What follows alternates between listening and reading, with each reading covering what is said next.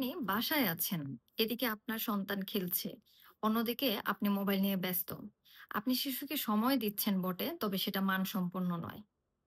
সময় দেওয়া আর গুণগত সময় দেওয়া এক জিনিস নয়।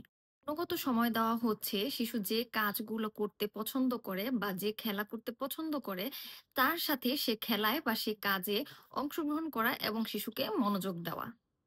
এখন আপনি হয়তো বলবেন যে সারাদিন এত ব্যস্ত থাকি, শিশুর জন্য সময় বের করব কিভাবে?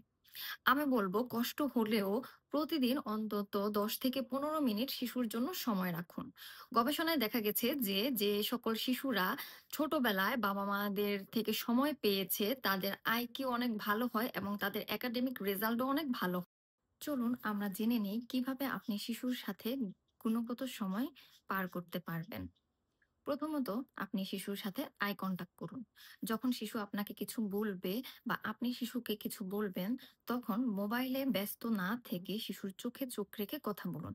এর ফলে শিশুর মনোযোগ বৃদ্ধি পায়। দ্বিতীয়ত, আপনি শিশুর সাথে একান্তে ১০ থেকে ১৫ মিনিট কাটান।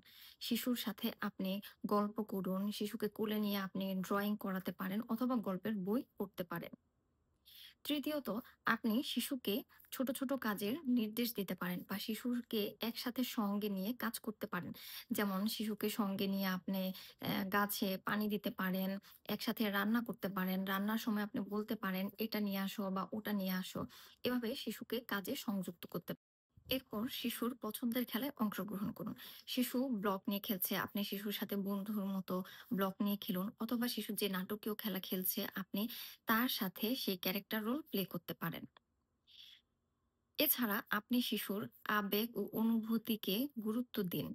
শিশুর স্কুল আজকে কেমন ছিল সে বিষয়ে জানতে চান অথবা সে গতকাল জন্মদিনে গিয়েছিল সেখানে তার কেমন লেগেছে, এই জিনিসগুলো আপনি শিশুর মুখ থেকে শুনুন। এর ফলে শিশু তার আবেগ অনুভূতি আপনার সামনে তুলে ধরতে চেষ্টা করবে।